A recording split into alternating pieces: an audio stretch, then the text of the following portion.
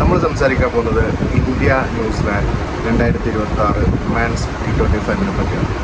ഈ men's final നടക്കുമ്പോൾ എല്ലാവർക്കും ഒരു ആകാംക്ഷയുണ്ട്. കാരണം ന്യൂസിലൻഡാണ് ഇന്ത്യയുടെ എതിരാളികൾ. അപ്പോൾ തീർച്ചയായും നമുക്കൊരു ആകാംക്ഷ വരുന്നത് ന്യൂസിലൻഡും ഇന്ത്യയും നോക്കൗട്ട് മാച്ചുകളിൽ മത്സരിക്കുമ്പോൾ സ്വാഭാവികമായിട്ടും ഇന്ത്യക്കൊരു വലിയൊരു എന്താ പറയുക ആകാംക്ഷയുണ്ട്. കാരണം ന്യൂസിലൻഡ് ഒരു ഇന്ത്യക്ക് പറ്റിയൊരു എതിരാളി തന്നെയാണ്. കാരണം മറ്റൊന്നല്ല, പലപ്പോഴും ഇന്ത്യയെ നോക്കൗട്ടിൽ ന്യൂസിലൻഡ് തോൽപ്പിച്ചിട്ടുണ്ട്. പക്ഷേ ഇന്ത്യൻ്റെ ഇന്നത്തെ ഫോം ന്യൂസിലൻഡിൻ്റെ ഇപ്പോഴത്തെ ഫോം വെച്ച് നോക്കുമ്പോൾ രണ്ടും തുല്യമായ ശക്തികളായിട്ടാണ് നമുക്ക് കണക്കാക്കുന്നത്. അതായത് നമുക്ക് ശരിക്കും പറഞ്ഞാൽ അതിൻ്റെ ഫലം പ്രഖ്യാപിക്കാൻ ആർക്കും തന്നെ ഒരു ധൈര്യമില്ല. പക്ഷേ നമ്മൾ ഇന്ത്യൻ ഫാൻസ് ആയതുകൊണ്ട് തന്നെ ഇന്ത്യ ജയിക്കുമെന്നുള്ള 100% വിശ്വാസത്തോടെയാണ് നമ്മളിരിക്കുന്നത്. നാളെ ഞായറാഴ്ച ഈ ഫൈനൽ തുടങ്ങുമ്പോൾ തന്നെ നമുക്ക് കുറച്ച് കാര്യങ്ങളിലേക്ക് ടീമുകളുടെ കുറച്ച് കാര്യങ്ങളിലേക്ക് നമുക്ക് മുന്നോട്ട് പോകാം. അതായത് ന്യൂസിലൻഡിൻ്റെ ബാറ്റിംഗ് ലൈനപ്പ് എടുക്കുകയാണെങ്കിൽ ന്യൂസിലൻഡിൻ്റെ ഈ ഫൈനൽ വരെ എത്തിയതിൽ ഇപ്പോൾ ഫോമിലുള്ളതുമായ കളിക്കാർ എന്ന് പറയുന്നത് മെയിനായിട്ടുള്ളത് അലൻ ഫിന്നാണ്. അലൻ ഫിന്നിൻ്റെ ആ 33 ബോളുള്ള സെഞ്ചുറി മാസ്മരികമാണ്. അതുപോലെ തന്നെ വിസ്ഫോടനം തീർത്തുകൊണ്ട് വിൻഡീസിനെ തകർത്തെറിഞ്ഞ ഒരു ബാറ്റിംഗ് സ്റ്റൈലായിരുന്നു അലൻ ഫിന്നിൻ്റെ. അദ്ദേഹത്തിൻ്റെ സ്ട്രൈക്ക് റേറ്റ് തന്നെ 208 എന്നൊക്കെ പറയുമ്പോൾ ബോൾ ടു ബോൾ ഹിറ്റിംഗ് ആണ് അദ്ദേഹം ചെയ്തുകൊണ്ടിരിക്കുന്നത്. കൂടെ അദ്ദേഹത്തിൻ്റെ കൂടെ വരുന്നത് സൈഫേർട്ടും നല്ല ഫോമിലാണ് ബാറ്റ് ചെയ്തുകൊണ്ടിരിക്കുന്നത്. അപ്പോൾ തീർച്ചയായും അതൊരു വെല്ലുവിളിയാണ്. ആ വെല്ലുവിളിയെ തകർക്കാനുള്ള നമ്മുടെ ഇന്ത്യയുടെ ഭാഗത്തുള്ള മെയിൻ വജ്രായുധമാണ്, എക്കാലത്തെയും വജ്രായുധമാണ് നമ്മുടെ ജസ്പ്രീത് ബൂംറയിലാണ് നമ്മുടെ വിശ്വാസം. ബൂംറയോ അർഷദീപോ ഫസ്റ്റ് പവർ പ്ലേ ഓവറിൽ ഈ 2 വിക്കറ്റുകൾ എടുത്താൽ തന്നെ നമുക്ക് ഏകദേശം അത്യാവശ്യം ഒരു 170 180 ആ റേഞ്ചിൽ ന്യൂസിലൻഡിനെ നമുക്ക് പിടിച്ചു കെട്ടാൻ പറ്റും. അങ്ങനെ കെട്ടിയാൽ തന്നെ ഇന്ത്യക്ക് ചേസ് ചെയ്യാൻ പറ്റുന്ന ഒരു സ്കോർ ആയിരിക്കും അത്. അപ്പം അതിലാണ് നമ്മൾ പ്രതീക്ഷ.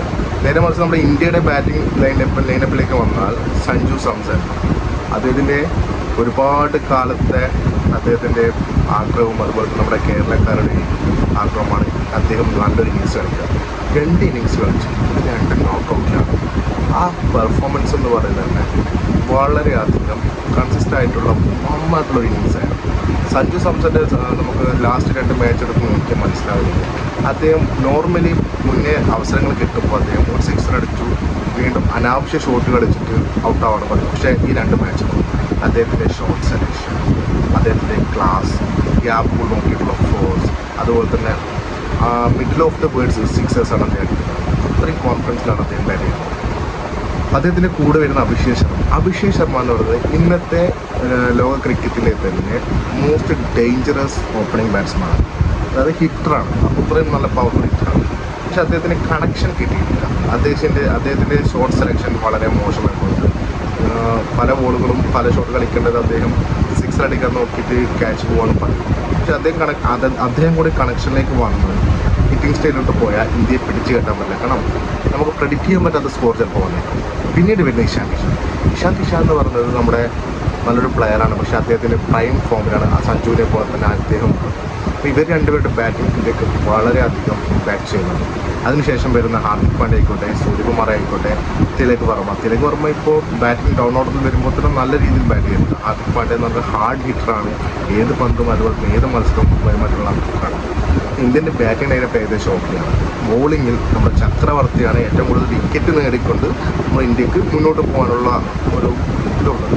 പക്ഷേ ലാസ്റ്റ് മാച്ചിൽ ചക്രവർത്തിയെ വല്ലാണ്ട് ഇംഗ്ലണ്ട്, അതായത് ബെത്തൽ നന്നായിട്ട് പെരുമാറിയിട്ടുണ്ടെങ്കിൽ പോലും വരുന്ന മാച്ചിൽ അദ്ദേഹം നന്നായിട്ട് പന്തെറിയും. കാരണം അത്രയും കേപ്പബിൾ ആയിട്ടുള്ള ഒരു സ്പിൻ മജീഷ്യനാണ് വരുൺ ചക്രവർത്തി. അപ്പോൾ ആ സൈഡിലേക്ക് അങ്ങനെ പോകുന്നു. അപ്പോൾ മൊത്തത്തിൽ ഈ മാച്ച് നോക്കുമ്പോൾ നല്ലൊരു ഫൈറ്റ് ഉണ്ടാവും.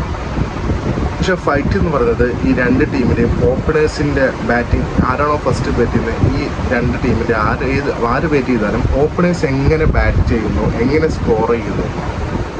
2 ടീമിൻ്റെ ഓപ്പണേഴ്സ് ബാറ്റ് ചെയ്താലും നമുക്കൊരു കാര്യം മനസ്സിലാക്കാൻ പറ്റുന്നത് പല സ്ട്രൈക്ക് റേറ്റ് ആയിരിക്കും റൺ സ്കോറുകൾ, അതായത് റൺ റേറ്റൊക്കെ നല്ല രീതിയിലേക്ക് മുന്നോട്ട് പോകാൻ. 2 ടീമിൻ്റെയും ഓപ്പണേഴ്സിൻ്റെ കയ്യിലാണ് മെയിനായിട്ടുള്ള കളി. അതുപോലെ തന്നെ ഓപ്പണിംഗ് ബോളേഴ്സ് നമ്മുടെ കയ്യിൽ ബൂമർ ഉണ്ടെങ്കിൽ അവരത് ഹെൻറി ഉണ്ട്, അതുപോലെ തന്നെ ഫെർഗ്യൂസൺ ഉണ്ട്, അതുപോലെ തന്നെ രജിൻ രവീന്ദ്ര എന്ന് പറയുന്ന ഇമ്പാക്ട് നന്നായിട്ട് സ്പിൻ ചെയ്യുന്നുണ്ട്. കാരണം ഇന്ത്യയിലാണ് മാച്ച് നടക്കുന്നത്. അദ്ദേഹം വിക്കറ്റ് വരെ തന്നെ 11 വിക്കറ്റോളം നേടി മുന്നോട്ട് പോകുന്നുണ്ട്. അപ്പോൾ ഇങ്ങനെയൊക്കെയാണ് മാച്ചിൻ്റെ ഒരു ഇതുള്ളത്. പക്ഷേ ഇന്ത്യ ജയിക്കും എന്നാണ് നമ്മൾ പ്രതീക്ഷിക്കുന്നത്. അതുപോലെ തന്നെ ഇന്ത്യക്ക് തന്നെയാണ് ചെറിയ തോതിലൊരു മേൽക്കൈ. അപ്പം ഈ വീഡിയോ അവസാനിപ്പിക്കുന്നു.